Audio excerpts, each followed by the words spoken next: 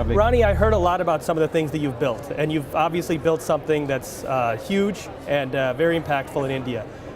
Indus is a spiritually oriented television show, so I'd love to hear what kinds of practices you use to keep that level of inspiration going, to manifest that energy that enabled you to build something so big.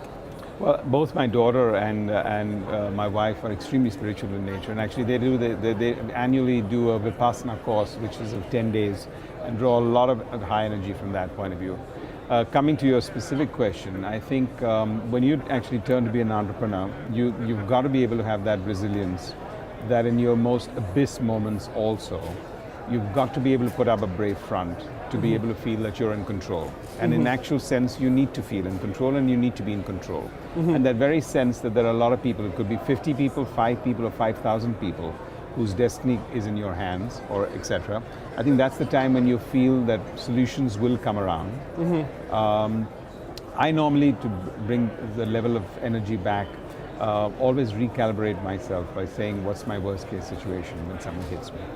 And that's when you start recalibrating your entire thinking process. And if you can't handle it, then you need to deal with that at that particular point in time. But the minute you start handling it and say, okay, well, this is the worst case situation, how worse can it get? This is handleable. Suddenly you find your ability to be able to come up with solutions. And you can call that spirituality, I call that common sense. Yeah, I love what you say about the resilience and about knowing that you're on the right path. Now, there are times when you don't know what exactly the right decision is, and I know that in your keynote you mentioned instinct. Are there things or signs that you point to or feel to know that you're on the right path, that you're going in the right direction, that gives you that sense where nobody has the luxury for 20/20 hindsight. I think the most important part, is non-decision is the worst decision that anyone can do. It's difficult to say follow your instinct because it's not always the case. It's a nice phrase, but what does that mean at the end of the day? So when you feel hesitant, you could actually introspect, you could sleep over it, you could take a week over it. Again, you could recalibrate yourself and say, what will happen if I take this decision a week later? Do I need to feel a little bit more knowledgeable about it?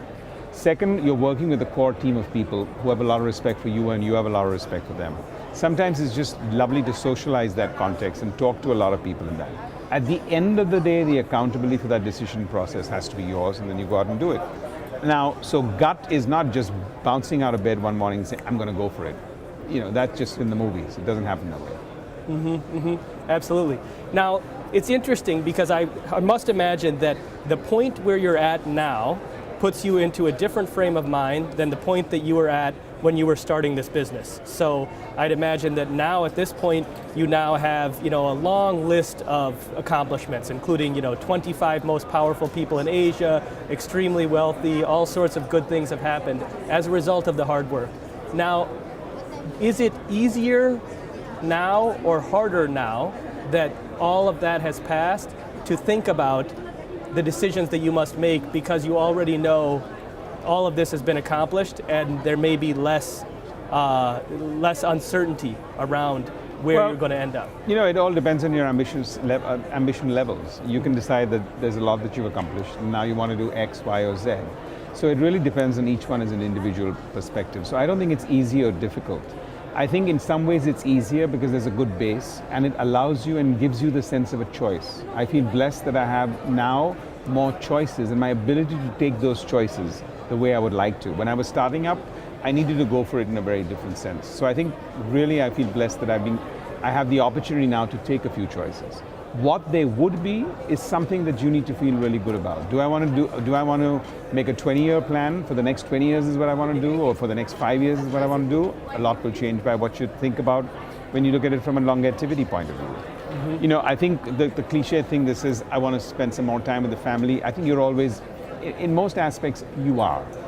And I think, therefore, giving back sometimes, contributing towards an entire ecosystem, mentoring with some people, giving back to society. These are all other questions that come to again, it's at the different age and stage in your life. You could have accomplished a lot at 35, exited a business, become a multi-billionaire.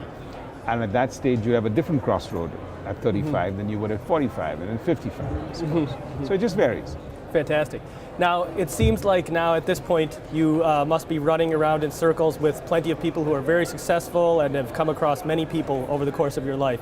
Are there certain elements of character that stand out to you that have driven some people to success that we could hand off to some of our viewers to mimic, or elements of character that you admire?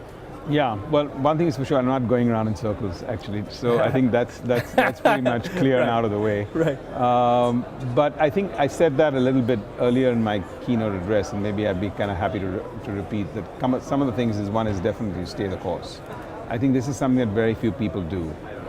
A lot of people, and there's no age at which you can be an entrepreneur. There's a misconception that you can actually start something on your own when you start off. You could be doing that mid-career in your life.